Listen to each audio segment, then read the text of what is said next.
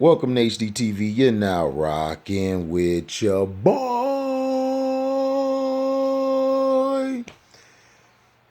Shout out to everybody, man.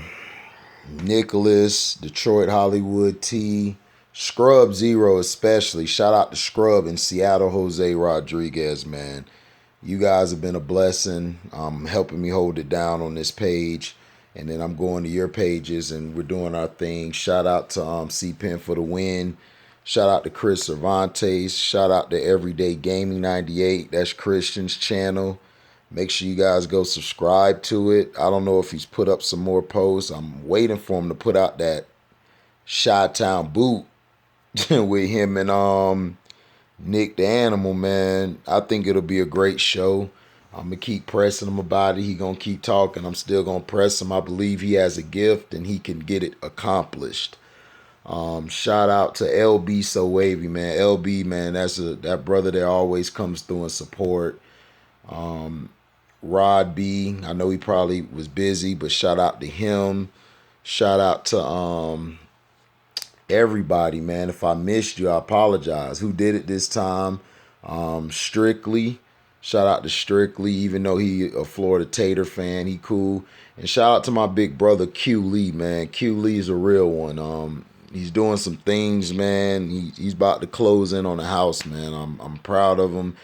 You know, he can move and he's doing a lot for his son, man. That's the thing I love is empowerment of black men, and to see black men grow is just a huge honor.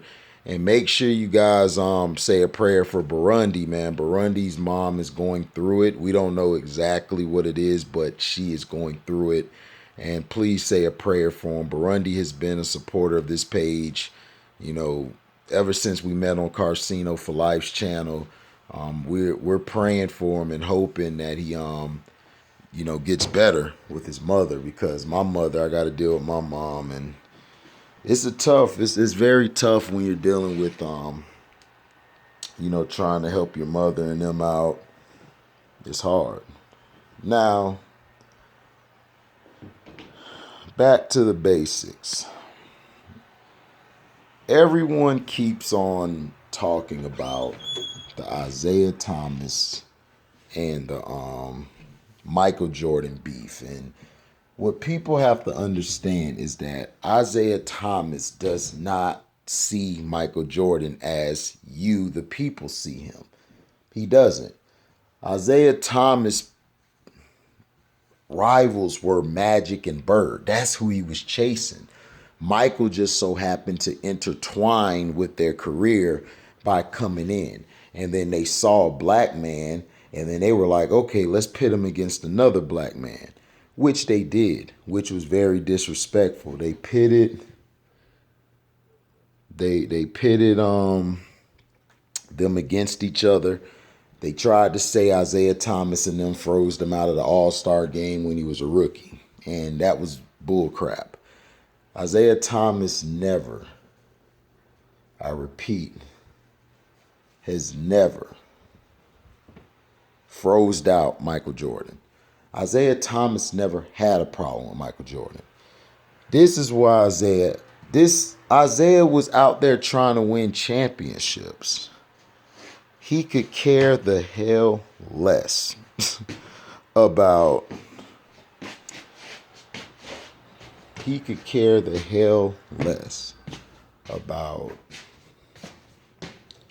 Michael and all that stuff and propaganda. Isiah Thomas, and shout out to Carcino for Life. He can talk about it more because he's an Isiah fan. But Isiah Thomas just always wanted to get his respect from what I've seen, you know. And if people say, oh, sounds like you're listening to Cino, I don't care. But Isiah Thomas always wanted his respect. He never got his respect, and that's a travesty. The Dream Team, to me, that was one of the tipping points. But see, Isiah didn't start not liking Michael until Michael was talking about, oh, the Pistons are trying to kill me, crying like a little bitch. But see, this is what's killing me. Michael Jordan fans will call LeBron out, but they won't even call Michael Jordan out for shit. Michael Jordan dressed like an old lady. He had a wig on like a female, knitting like an old lady, basically to show the masses Michael Jordan is safe. Michael Jordan is safe, you know. We don't worry about him, you know. That's how they're looking at it.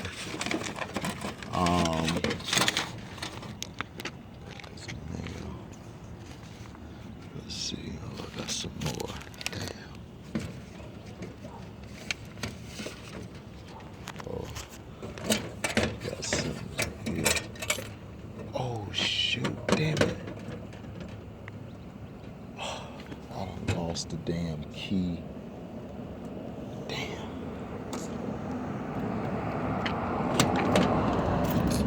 Damn it! The damn key fell down, and I can't get into it at all. Shit.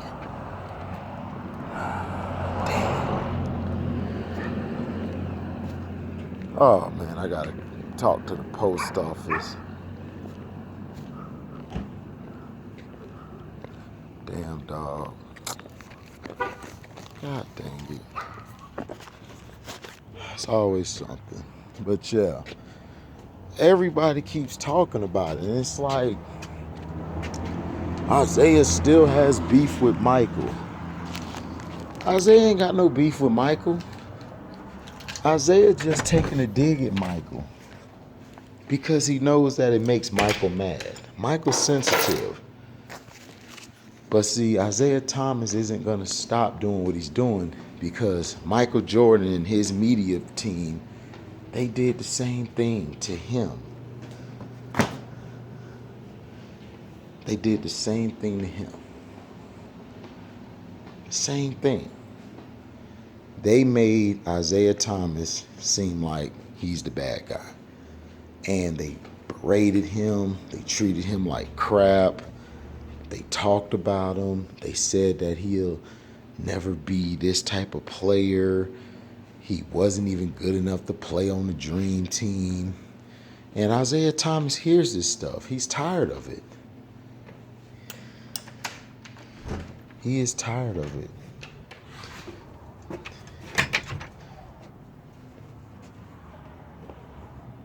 He's tired of it. Let me see if I can get this key out.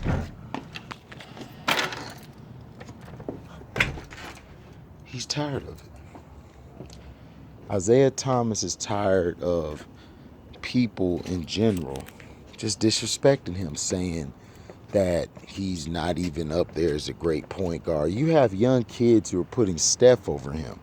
Magic Johnson had to come out and say, I love Steph, love his game, love what he's done to the game, but Steph is not better than no damn Isiah Thomas. I'm sorry. Magic Johnson even said if he had to pick another point guard over him, he would pick Isiah Thomas. Now, I think Oscar Robertson was better than both of these guys, you know.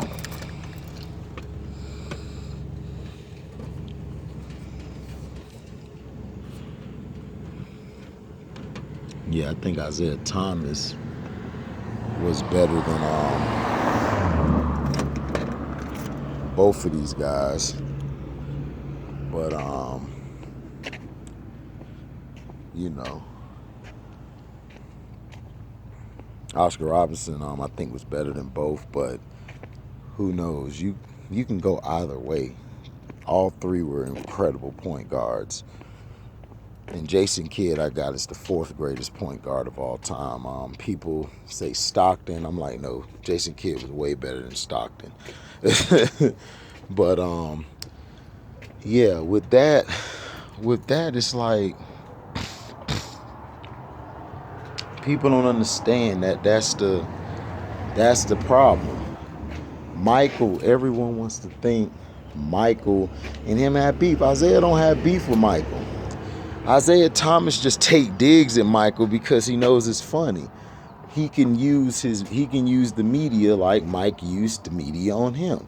See, people forget Michael was the one that was berating the Pistons in Game 3 on the end of their floor, talking about how bad of champions they are, talking bad about them. See, nobody ever mentions what Michael Jordan does, but they'll mention everything else that somebody else did. You guys killed Kobe Bryant when Michael Jordan did the same things Kobe did. He's ball hogging. He's jacking up shots all the time. Michael Jordan's a scorer. Kobe's a gunner. Like, you guys made up all this stuff to kill Kobe's career. And then Isiah Thomas, he's just a guy. Of course, he's going to put LeBron over Michael Jordan and Kobe because he don't like Mike, and Kobe gravitated more towards Michael Jordan. So, of course, he's going to put LeBron over them too. But is LeBron over them too? Hell no. He knows it. But Isiah Thomas, he you could tell he's doing some businesses with him. They're cool. They be kicking it. That's all. But shut up. That dog bark all day for no goddamn reason. Somebody could be hurt on the ground. It's still barking. Somebody could be trying to run after a robber who stole their purse. It's still barking. It's barking at the person running after the robber. But Isiah Thomas basically clicked and liked a tweet about Nick. I think Gonzo Nick or something, putting up how Michael Jordan's the greatest when he was losing. Look, man, LeBron James is trash. Okay? He's garbage. He's garbage. All right? The guy is not a great player. He's not. If the guy was so great of a player, why does he need all these damn players to win? He's such a great player that he throws his teammates under the bus.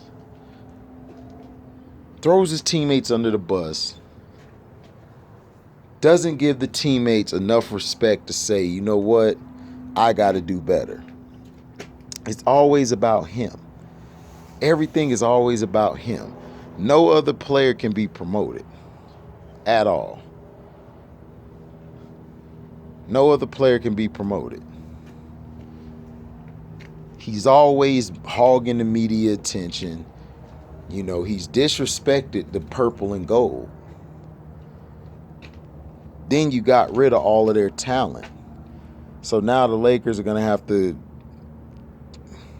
try to get assets back. It's going to put them in a hole unless they get some superstars who's willing to come and play for them.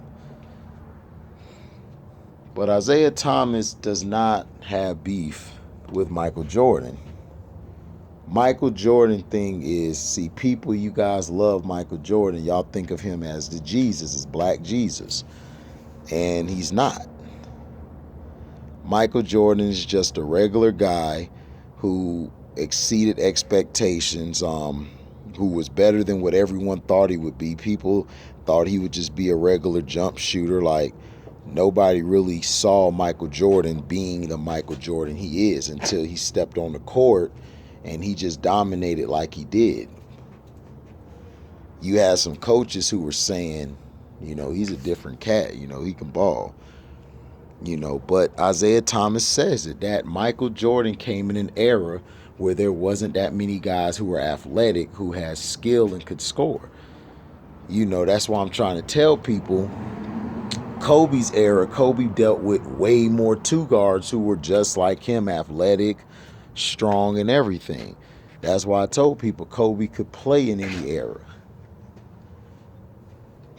And I got Kobe above Mike. I believe Kobe was better than Michael Jordan. I believe he was a better shooter. He could shoot from the spots differently. Defensively, he was a dog.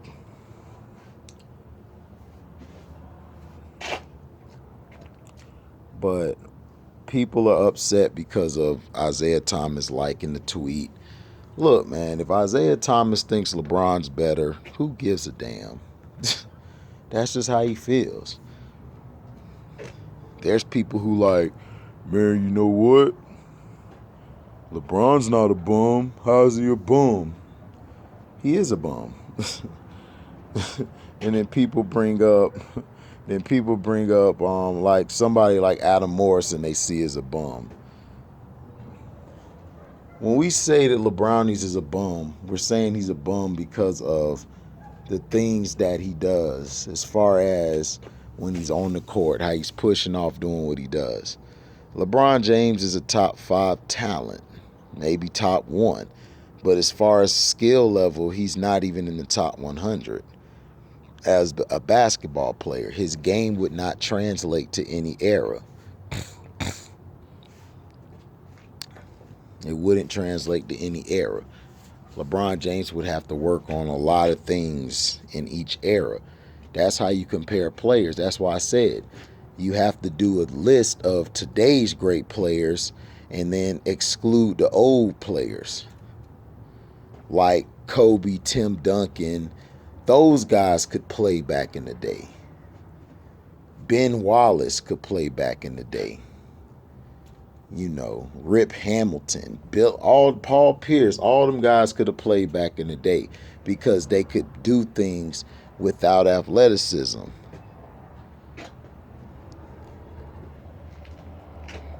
So I done talked enough about this. I'm sick and tired of it. Like I said, like I said, Isaiah Thomas is saying what he says. He likes what he likes. And Isaiah knows that people are going to get mad and be in an uproar. He knows that. He knows people are in an uproar. He knows people are going to be upset. He knows people are going to get pissed off because he knows how the masses is or are. He knows what the masses want. He knows that the masses will be in an uproar because who it is. And then people are saying, well, Isaiah says LeBron could play and everything. Why does everything? Well, because Isaiah's biased. Him and LeBron are buddies. I mean, that's why he would say it. But if you have majority of players coming out who are saying that they would choose Kobe over LeBron, and then you have a lot of people saying that Kobe could play in any era, but LeBron can't. You haven't heard anybody come out and really say Kobe couldn't play in our era, have you? No. And then people be like, well, Oscar Robertson put LeBron up there. He don't say nothing about Kobe because Kobe's not his type of player. He probably don't like Kobe. Who cares? He spoke for Kobe when Kobe was retiring. He gave him respect. Dr. J loves Kobe. They all love Kobe. It's just that Oscar probably sees a lot of himself in LeBron. When a player sees himself in somebody, they're not going to give another player all the adulation. But did Kobe care? Kobe don't care. Kobe know if you roll a basketball out there, he busting all their ass. He busting Oscar Robertson ass. He beating Isaiah. He beating all of them. Whoever's in his way, he's going for it. And that's the mindset that made us love Kobe. Kobe didn't take a shortcut. Kobe wasn't complaining. Kobe went out there and did his job. And that's why he's the greatest player of all time. And I've said this way before he passed away. I was calling him this when he went to the championship before that without Shaq. I say when he dropped that 81 and all that stuff, I said, man, Kobe the best. The only person that you probably could put above him is Wilt. Wilt Chamberlain, I say you could say was the greatest. The only reason why I don't put Hakeem above him because Kobe could do a lot more things offensively than Hakeem could. But Hakeem at 7'1", that's why he's my second greatest of all time. At 7'1", he was able to move like a small forward or a point guard or a two guard. He was able to have the footwork. He was able to take you off the dribble. He was able to score in all facets of the game. That's why he's my number 2. And then Dennis Rodman, yes, he wore a dress. Yes, that's fruity. But Dennis Rodman's my third greatest of all time because Dennis Rodman could score and he could defend at a high level. He could score if he wanted to. I saw each game when he was chilling, he just shot the ball, would make a three, or he would make a hook shot. The guy was incredible. Now, so let me know in the comment section what y'all feel like. Do y'all feel Isaiah Thomas liking the tweet or sharing the tweet of I think it was Nick Gonzo. It was somebody else. I think it was somebody else that it happened to. I think it was somebody else. And then I think he shared, I think he retweeted it. Yeah, he retweeted the post about Michael not being the GOAT. And it's understandable. People call him a hater. I'm like, how's he a hater? Isaiah just don't see Michael as a player like that. He respects how great he is, but he done called Michael the GOAT before. But Isaiah Thomas he thinks differently and look at stuff differently. He don't care about Mike. He just sends shots at Mike once in a while to let him know, look, I'm here. I'm here and I ain't going nowhere. So thank you for listening. Like, comment, subscribe, share this, hit the notification bell to select all to receive upcoming notifications. And if you love what you hear, you can donate to the page by Cash Apping me at the word welcome, the number 2, and an HDII TV. I'm real tired, so I apologize to y'all. So thank you for listening. We out. Deezy.